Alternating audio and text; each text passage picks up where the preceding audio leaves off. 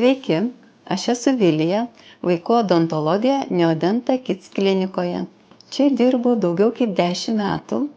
Labai džiaugiuosi galėdama prisidėti prie stiprios komandos, kuriant puikias ir gražias vaikų šypsenas.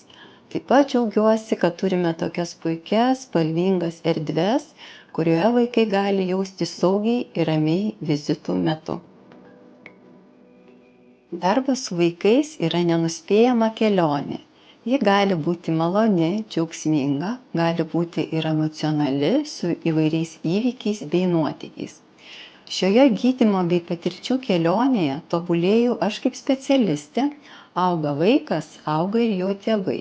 O kelionės sėkmė priklauso nuo mūsų visų komandinio darbo bei pasitikėjimo.